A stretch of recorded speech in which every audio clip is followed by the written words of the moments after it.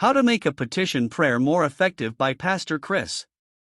A petition is a formal written request for legal action, taken literally. A petitioner writes in accordance with legal requirements and presents his case in a way that will persuade the person he is delivering the petition to. It can also be an ardent or humble appeal for something or someone, as well as a solemn entreaty, a petition or request appealing to an authority. The petition prayer is a very serious prayer. It is an earnest plea made with tremendous emotion. However, length does not always correlate with effectiveness or efficacy. Through the prayer of petition, you can have a profound impact on your world and quickly change the course of events. I exhort, therefore, that first of all, supplications, prayers, intercessions, and giving of thanks be made for all men. 1 Timothy 2 verse 1. The word supplications here also means petitions or entreaties. So, put differently, Apostle Paul was instructing Timothy to make petitions a priority in his prayers. Praying according to the will of God. Another passage of Scripture that talks about petition is 1 John 5:4-15, and this is the confidence that we have in Him, that, if we ask anything according to His will, He heareth us, and if we know that He hear us, whatsoever we ask, we know that we have the petitions that we desired of Him. Since asking in accordance with God's will is essential to the efficacy of petitionary prayer, it is crucial for us to comprehend precisely what it means to ask according to God's will. Many Christians have believed that the reason they didn't receive answers to their prayers was because such petitions weren't in line with God's will for them, primarily as a result of their misunderstanding of the Scriptures. They believe God didn't want them to receive their request. But in the context of prayer, this is a false reading of God's Word. Let's revisit the verses in the Bible, and this is the confidence that we have in Him, that, if we ask anything according to His will, He heareth us, and if we know that He hear us, whatsoever we ask, we know that we have the petitions that we desired of Him. 1 John 5 verses 14-15. The Holy Spirit's emphasis in this verse is not primarily on the consistency of their request with God's will, but rather on their exclusive privilege of having a hearing with God. Those who hold the false belief that their prayers were not answered because they did not pray in accordance with God's will are unaware of this. Additionally, when He instructs us to ask in accordance with God's will, He is not speaking of what we ask for, but rather how we ask. In other words, the format and presentation of our requests should follow God's prescribed guidelines. Therefore, it's critical to understand how to approach the Father in a way that reflects His will. And in that day ye shall ask me nothing. Verily, verily, I say unto you, whatsoever ye shall ask the Father in my name, He will give it you. Hitherto have ye asked nothing in my name. Ask, and ye shall receive, that your joy may be full. At that day ye shall ask in my name. John 16:23-24-26. In this situation, Jesus introduced the unique arrangement, the fresh, proper method of approaching God. You are truly acting in place of Jesus when you ask the Father in His name. It seems as though Jesus is the one requesting that.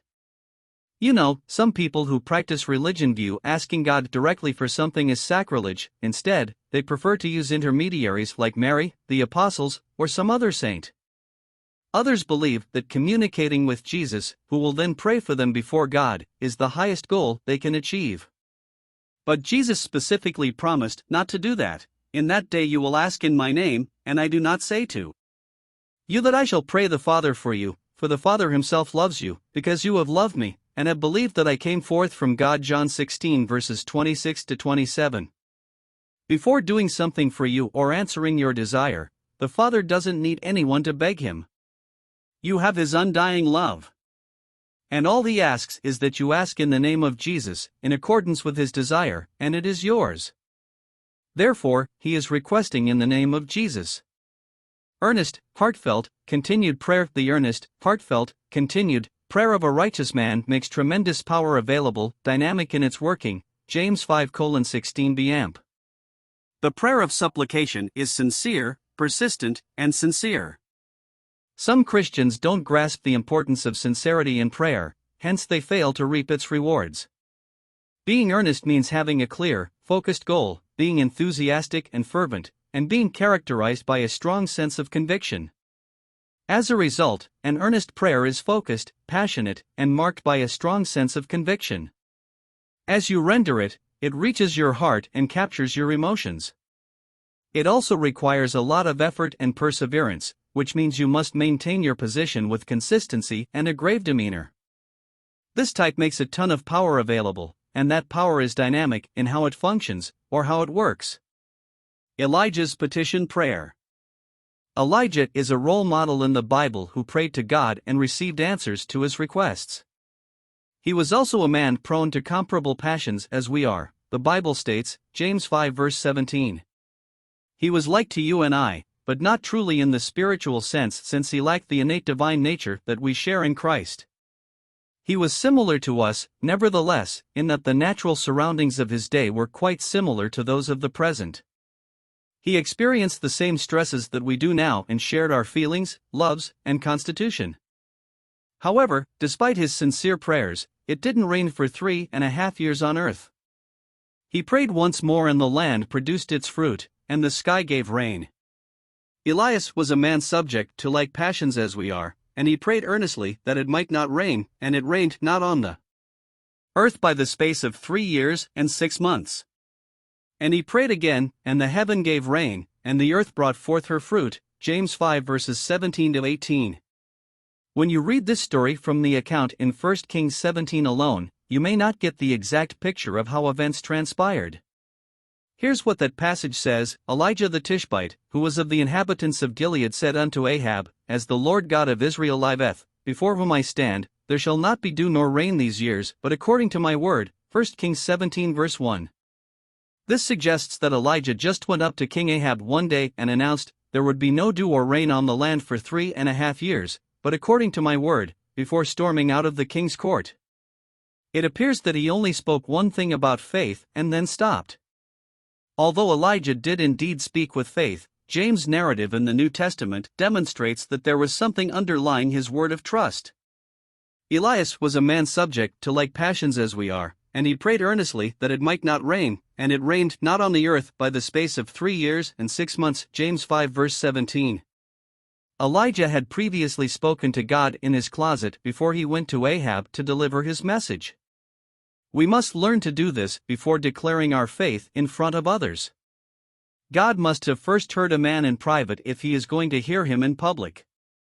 Or, to put it another way, a private encounter with the Lord must come before a public declaration of faith. This is incredibly important, yet regrettably, many Christians are unaware of it. We can see that Elijah prayed fervently before making this audacious act of faith that shocked the king and the entire population of Israel. James' narrative doesn't mention Elijah's public announcement, but he does mention that he fervently prayed that it wouldn't rain. For 3.5 years, there was no rain after God heard him. He then prayed fervently once more for rain, and this time, God heard him and granted his desire. And it came to pass after many days, that the word of the Lord came to Elijah in the 3rd year, saying, Go, shew thyself unto Ahab, and I will send rain upon the earth. 1 Kings 18 verse 1. When examining this passage alone, one would easily conclude that Elijah was someplace having fun when God called out, Hey Elijah, I want to send rain. Tell Ahab you will present yourself and that it will rain. However, James helps us to realize that Elijah had prayed for rain. God responded to Elijah's petition in 1 Kings 18 verse 1. You might assume that since God had previously promised to deliver rain, it would begin to pour as soon as Elijah appeared before Ahab. That wasn't how things worked out. Keep going until something changes. According to the Bible, Elijah prayed earnestly, deeply, and continuously. His request showed tenacity. We frequently lose conflicts because we give up too soon rather than persevering in prayer. Often, we don't start praying until we're under a lot of stress. However, when this happens, we tend to fear and begin to pray quickly because we need answers right away. We allow the jet age syndrome to rob our prayers of the vitality they should contain since we live in a time when everything happens quickly. Everything goes quickly in our society: fast food, cars, airlines, computers, etc., and we want God to do the same. We want to simply press a few buttons and wait for a prompt response, But that isn't how it works. Elijah understood better. He bowed low to the ground, knelt down, and prayed hard while feeling intense emotion. He continued until something changed. 1 Kings 18 verse 42. But unlike Elijah, some Christians today are unwilling to put in the time and effort necessary for petitionary prayer. You cannot continue in prayer when the exam begins tomorrow morning if you are a student. You had time to pray and study because you were aware of the exam's date. It is now the previous evening, and you are abruptly awakened for prayer. Consider a man whose wife is having trouble giving birth. She will soon be transported to the intensive care unit. Now that he needs prayer warriors to help him in the emergency prayers, the man is scrambling to find them. The man is running into God's emergency department as she is being wheeled into the operating room. He had 9 months to pray, but he needs answers now. This is the issue with a lot of people in the church today. It seems that many people have strayed from the fundamentals of successful prayer as they have grown in their religion. As a result, they are no longer as willing as they need to be to continue in prayer.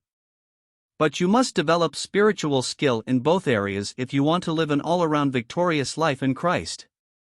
In addition to your faith, you must have the resolve to keep praying until you feel a triumph in your spirit. When is the petition's prayer necessary? In circumstances that are out of your personal control, circumstances that are determined or influenced by powers outside of you, petition prayer is necessary. For instance, if you're organizing an outdoor event, you might not want it to rain on a particular day. You don't have complete control over the weather. A farmer nearby might legitimately want it to rain. You must offer a prayer of petition in such a circumstance. You need to put your faith into action in addition to speaking it. It necessitates persistent, sincere, and genuine prayer and petition.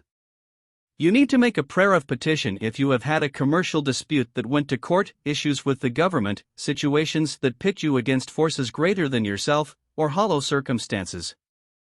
You must pray the petition prayer when you want something or a change that is beyond your personal capacity to effect. If you enjoyed the video, please subscribe for more.